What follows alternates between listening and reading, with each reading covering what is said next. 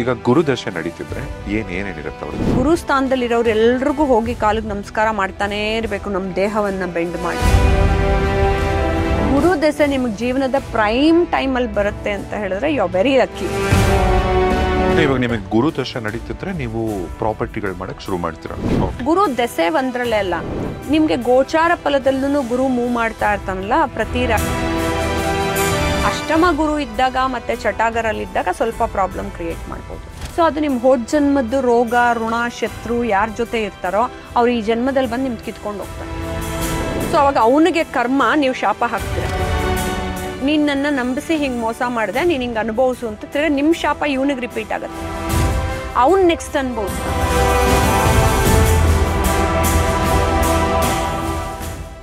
ಗುರು ಸ್ಥಾನದಲ್ಲಿರೋರು ಎಲ್ರಿಗೂ ಹೋಗಿ ಕಾಲಿಗೆ ನಮಸ್ಕಾರ ಮಾಡ್ತಾನೆ ಇರಬೇಕು, ನಮ್ಮ ದೇಹವನ್ನ ಬೆಂಡ್ ಮಾಡಿ. ನಮ್ಮ ಅಹಂಕಾರವನ್ನ ಈಗೋನ ಬಿಟ್ಟು ಬಿಟ್ಟು ಬಿಟ್ಟು ಎಷ್ಟು ಜನರಿಂದ ಆಶೀರ್ವಾದ ಪಡ್ಕೋತೀವೋ ನನ್ನ ಕರ್ಮ ಮುಗಿತಾ ಹೋಗುತ್ತೆ.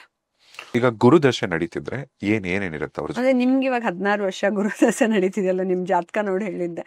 ಗುರುದಶೆ ನಿಮ್ಗೆ ಜೀವನದ ಪ್ರೈಮ್ ಟೈಮ್ ಅಲ್ಲಿ ಬರುತ್ತೆ ಅಂತ ಹೇಳಿದ್ರೆ ಯು ಆರ್ ವೆರಿ ಲಕ್ಕಿ. ಯಾಕೆ ಅಂದ್ರೆ ಎಲ್ಲಾ ಕಷ್ಟಗಳನ್ನು ಕಿತ್ತಾಕಿ ನಿಮ್ಗೆ ಒಂದಲ್ಲ ಒಂದು ಸಾಧನೆ ಮಾಡೋದಕ್ಕೆ ಸ್ಫೂರ್ತಿ ಕೊಡ್ತಾನೆ, ಪ್ರಾಸ್ಪರಿಟಿ ಕೊಡ್ತಾನೆ, ಸಕ್ಸಸ್ ಕೊಡ್ತಾನೆ, ನಿಮ್ಗೆ ಸಮಾಜದಲ್ಲಿ ಒಂದು ಐಡೆಂಟಿಟಿನ ಕೊಡ್ತಾರೆ. ಕೆಲವು ಅಸ್ಟ್ರಾಲಜರ್ಸ್ ಏನ್ ಮಾಡ್ಬಿಡ್ತಾರೆ, ಗುರುನ ಏನು ಕೊಡಲ್ಲ, ಗುರುನ ನಿಮ್ಗೆ ಕಾಯಿಲೆ ಬರೆಸ್ತಾನೆ ಅದು ಇದು ಅಂತೆಲ್ಲ ಹೇಳ್ತಾರೆ. ಅದೆಲ್ಲ ಅಲ್ವೇ ಅಲ್ಲ. ನೀವು ಉನ್ನತ ಲೆವೆಲ್ ಹೋಗ್ಬಿಟ್ಟು ಸ್ಟಡಿ ಮಾಡ್ಬೇಕು. ಒಂದು ಭೃಗುನಂದಿ ನಾಡಿನೂ ಸ್ಟಡಿ ಮಾಡ್ಬೇಕು, ಪರಾಶರ ಲಘು ಪರಾಶರ ಹೋರಾನು ಮಾಡ್ಬೇಕು, ಬೃಹತ್ ಪರಾಶರ ಹೋರಾನು ಮಾಡ್ಬೇಕು. ಅದ್ರ ಜೊತೆಗೆ ಜೈಮಿನಿ ಇದನ್ನು ಸ್ಟಡಿ ಮಾಡಬೇಕು, ಅದ್ರ ಜೊತೆಗೆ ರಾವಣ ಆಸ್ಟ್ರಾಲಜಿನ ಸ್ಟಡಿ ಮಾಡಬೇಕು. ಇದೆಲ್ಲ ಇವನ್ ಕೃಷ್ಣಮೂರ್ತಿ ಪದ್ಧತಿ ಎಲ್ಲವನ್ನು ಸ್ಟಡಿ ಮಾಡಿದಾಗ ನಿಮಗ್ ಗೊತ್ತಾಗತ್ತೆ ಎಲ್ಲಾ ಗ್ರಹಗಳು ಒಳ್ಳೆಯವ್ರೆ, ಯಾರು ಕೆಟ್ಟವ್ರಲ್ಲ. ನಾವ್ ಅವ್ರನ್ನ ಹೆಂಗ್ ಟ್ರೀಟ್ ಮಾಡ್ತೀವೋ ಅವ್ರು ನಮ್ಮನ್ನ ಹಂಗ್ ಟ್ರೀಟ್ ಮಾಡ್ತಾರೆ. ಸೊ ನಾನು ಗುರು ಗ್ರಹದಿಂದ ನಾನು ಹೆಂಗ್ ಪಾರಾಗ್ಬೋದು ಅಂತ ಅನ್ನೋದು. ಆಮೇಲೆ ಗುರು ನಿಮ್ಗೆ ಪ್ರಾಸ್ಪರಿಟಿ ಕೊಡುವಂತಹ ವ್ಯಕ್ತಿ, ಗುರು ವಿಸ್ತಾರತೆಯನ್ನ ಹೊಂದಿರುವಂತಹ ವ್ಯಕ್ತಿ. ಸೊ ತಾನು ಎಲ್ಲಿ ಕೂತ್ಕೊಂಡ್ರು ಅದನ್ನೊಂದು ವಿಸ್ತಾರ ಮಾಡ್ತಾನೆ. ನಿಮ್ಮ ಜ್ಞಾನದ ಮನೇಲಿ ಕೂತ್ಕೊಂಡ್ರೆ ವಿಸ್ತಾರ ಮಾಡ್ತಾನೆ, ನಿಮ್ಮ ಭಾಗ್ಯದ ಸ್ಥಾನದಲ್ಲಿ ಕೂತ್ಕೊಂಡ್ರೆ ವಿಸ್ತಾರ ಮಾಡ್ತಾನೆ. ಮತ್ತೆ ತುಂಬಾ ಜನ ರೈಟರ್ಸ್, ತುಂಬಾ ಜನ ಟೀಚರ್ಸ್, ಅವ್ರಿಗೆಲ್ಲ ಗುರು ಚೆನ್ನಾಗಿರ್ತಾನೆ, ಅದಕ್ಕೆ ಅವ್ರನ್ನೆಲ್ಲ ಗುರು ಸ್ಥಾನದಲ್ಲಿ ಇಟ್ಟಿರ್ತಾರೆ. ಬಟ್ ಈ ಕೆಲವು ಕೆಟ್ಟು ಸ್ವಾಮೀಜಿಗಳು, ಕೆಟ್ಟು ಗುರುಗಳು ತರ ಬಂದಿರ್ತಾರಲ್ಲ, ಅವ್ರಗಳಿಗೆ ಗುರು ಜ್ಞಾನದ ಜೊತೆಗೆ ರಾಹು ಇರ್ತಾನೆ. ಸೊ ಅವನೇನ್ ಮಾಡ್ತಾನೆ, ನಾನು ಇಮಿಡಿಯೇಟ್ ಆಗಿ ಗುರು ತರ ಫೇಮಸ್ ಆಗ್ಬೇಕು, ಎಲ್ರು ಬಂದು ನನ್ನ ಕಾಲಿಗೆ ನಮಸ್ಕಾರ ಮಾಡ್ಬೇಕು ಅಂತ ಹಿಂಗೆ ಈಗೋ ಸಮೇತ, ಮಂಗಳಾನು ಅಲ್ಲಿ ಕಾಂಬಿನೇಷನ್ ಬಂದ್ಬಿಟ್ರೆ ನಿಮ್ಗೆ ತನ್ನ ಈಗೋ ಸಮೇತ ಕುತ್ಕೊಂತಾನೆ. ಎಲ್ರಿಗೂ ನಾನೇನೋ ಒಂದು ಕಲ್ತ್ಕೊಂಡ್ಬಿಟ್ಟು ಹೇಳ್ಬಿಡ್ತೀನಿ, ಎಲ್ರು ಬಂದ್ ನಂಗೆ ನಮಸ್ಕಾರ ಮಾಡ್ಬೇಕು, ನಾಳೆಯಿಂದಾನೆ ನಾನು ಫೇಮಸ್ ಗುರು ಆಗ್ಬಿಡ್ಬೇಕು ಅಂತ.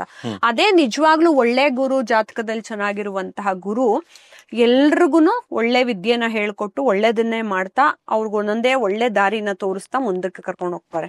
ಸೊ ಗುರು ಎಲ್ಲರ ಜೀವನದಲ್ಲೂ ಬಹಳ ಮುಖ್ಯವಾದ ಗ್ರಹ. ಬೇರೆ ಗ್ರಹಗಳಿಲ್ದೆ ಹೋದ್ರು ನೀವು ಸ್ವಂತ ಮನೆ ಕಟ್ಕೊಳಕ್ಕೆ ಗುರು ಬೇಕು. ಈ ಭೂಮಿ ಮೇಲೆ ನೀವು ಜಾಗ ತಗೊಂಡ್ಮೇಲೆ ಮಂಗಳ ಆದ್ರೂನು ಭೂಮಿ ತಗೊಳಕ್ ಮುಂಚೆ ನಿನಗ್ ಗುರು ಪ್ರೇರಣೆ ಕೊಟ್ಟು ನಿನಗ್ ದುಡ್ಡು ಬರ್ಸಿಸಿ ಅದು ನಿಂದು ಅಂತ ಸ್ವಂತಕ್ಕೆ ನಿನ್ ಹೆಸರಿಗೆ ಬರ್ಸಿಸ್ಬೇಕು. ಅದಕ್ಕೆ ಗುರು ಬೇಕು.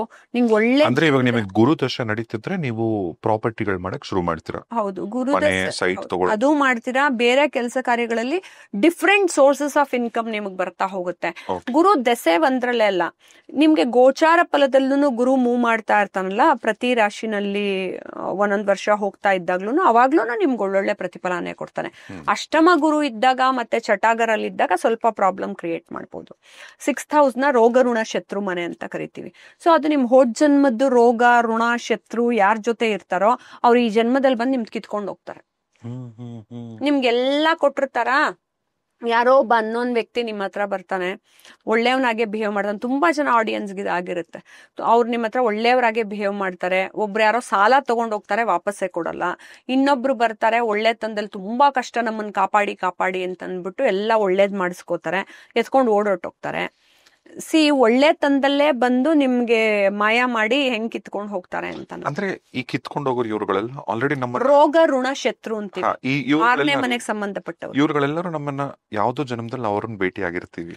ಒಂದು ಆ ಜನ್ಮದಲ್ಲಿ ಭೇಟಿ ಆಗಿರೋನ್ ಸರಿಪಾ ನಿಮ್ ಹತ್ರ ರೋಗ ಋಣ ಶತ್ರು ಬಂದು ತಗೊಂಡ. ನಾನೇನ್ ಹೇಳ್ತೀನಿ ಇವ್ರುಗಳಿಗೆ, ಯಾಕೆ ಅವನಿಗೂ ಕರ್ಮ ರಿಪೀಟ್ ಆಗತ್ತೆ ಅಂದ್ರೆ ಅವನು ಒಳ್ಳೆ ರೀತಿಲಿ ತಗೊಂಡ್ರಲ್ಲ ನಿಮ್ಮ ಹತ್ರ, ಕೆಟ್ಟ ರೀತಿಲಿ ಬಿಹೇವ್ ಮಾಡ್ಬಿಟ್ಟು ನಿಮ್ಮನ್ನ ನೋವಿಗೆ ತಳ್ಳಿಬಿಟ್ಟು ಹಳ್ಳಕ್ ತಳ್ಳಿಬಿಟ್ಟು ನಿಮಗ್ ಸಮಾಜದಲ್ಲಿ ಕೆಟ್ಟ ಹೆಸರು ಕೊಟ್ಬಿಟ್ಟು ಬಿಟ್ಬಿಟ್ಟು ಹೋಗ್ತಾನೆ. ಸೊ ಅವಾಗ ಅವನಿಗೆ ಕರ್ಮ ನೀವು ಶಾಪ ಹಾಕ್ತೀರಾ. ನಿನ್ನನ್ನ ನಂಬಿಸಿ ಹಿಂಗ್ ಮೋಸ ಮಾಡ್ದೆ, ನೀನ್ ಹಿಂಗ್ ಅನುಭವಿಸು ಅಂತ ತಿರ್ಗ ನಿಮ್ ಶಾಪ ಇವನಿಗೆ ರಿಪೀಟ್ ಆಗತ್ತೆ. ಅವನ್ ನೆಕ್ಸ್ಟ್ ಅನುಭವಿಸ್ತಾನೆ. ಈಗ ನೀವ್ ಯಾವ್ದೋ ದೇವಸ್ಥಾನಕ್ ಹರಿಸ್ಕೊಂಡಿರ್ತೀರಾ, ದೇವಸ್ಥಾನಕ್ ಹೋಗಿ ನೀವೇ ಕೊಡ್ತೀರಾ ಅಂತ ಇಟ್ಕೊಳ್ಳಿ. ನೀನ್ ನನ್ಗೆ ಇಷ್ಟು ಕೊಟ್ರೆ ನಾನು ನಿಂಗೆ 1 ಲಕ್ಷ ಕೊಡ್ತೀನಪ್ಪ ಪರಮಾತ್ಮ, ಕಿರೀಟ ಮಾಡಿಸ್ಕೊ. ಅದೆಲ್ಲ ಒಳ್ಳೆ ತಂದಲ್ಲಿ ನೀವು ಕೊಡುವಂತ ದಾನ. ನಿಮ್ಗೆ ದೇವ್ರು ಮೋಸ ಮಾಡ್ಬಿಟ್ಟು, ಸಮಾಜದಲ್ಲಿ ಕೆಟ್ಟ ಹೆಸರು ಮಾಡ್ಬಿಟ್ಟು, ನಿಂಗೆ ಹಿಂಸೆ ಕೊಟ್ಬಿಟ್ಟು, ಕತ್ತಿಸಿಕ್ಬಿಟ್ಟು ತಗೊಂಡೋಗಿರಲ್ಲ. ಈ ರೋಗ ಋಣ ಶತ್ರು ಚಟಾಗರಲ್ಲಿ ಬರೋರು, 6ನೇ ಮನೆಯಲ್ಲಿ ಬರೋಂಥವ್ರು ಈ ರೀತಿ ಬರ್ತಾರೆ ನಿಮ್ಗೆಲ್ಲಾ ಜನ್ಮದಲ್ಲಿ ಮಾಡೋಂಥವ್ರು.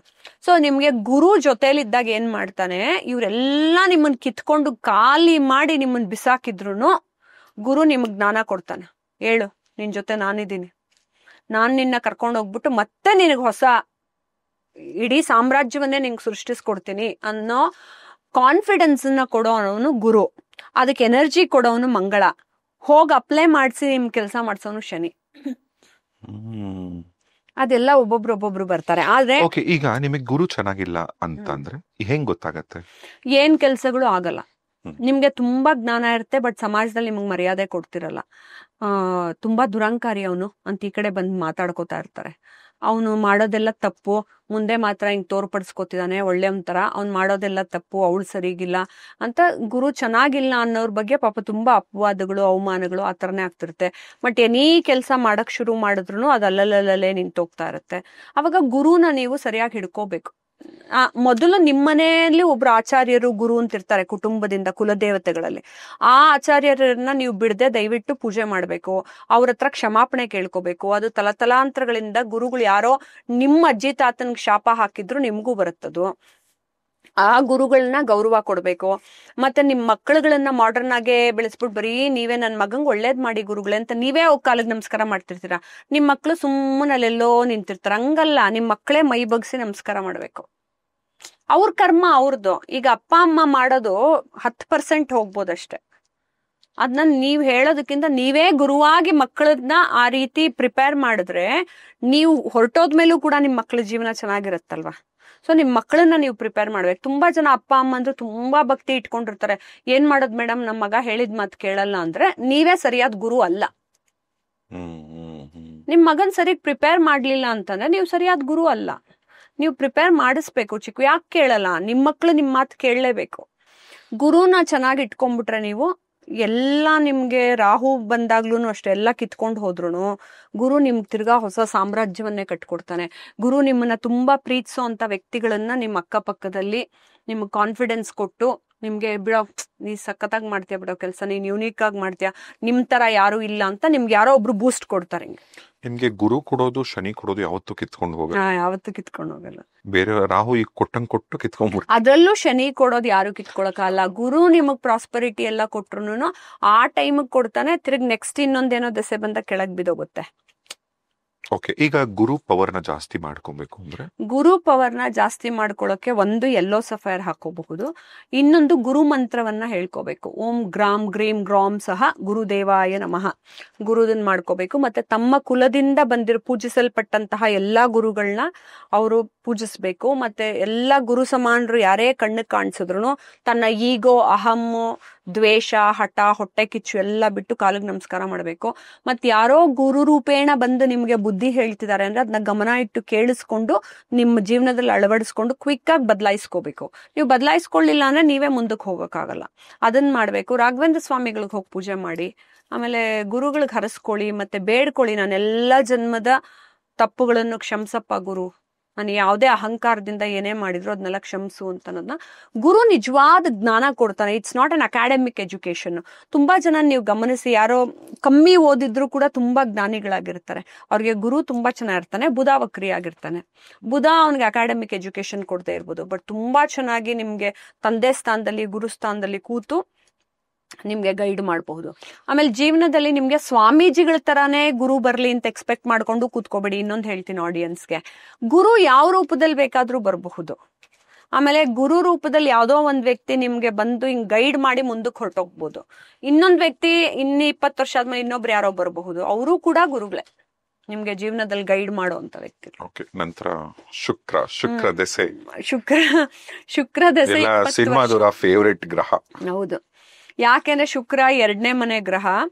ಮತ್ತೆ ಇದು ಗುರುದ್ ಮದ್ವೆ ಮಾಡ್ಕೋಬೇಕಾದ್ರೆ ಗುರು ಆಸ್ಪೆಕ್ಟ್ ಕೂಡ ನೋಡ್ತಾರೆ. ಗುರುಗೂ ಇದೆ.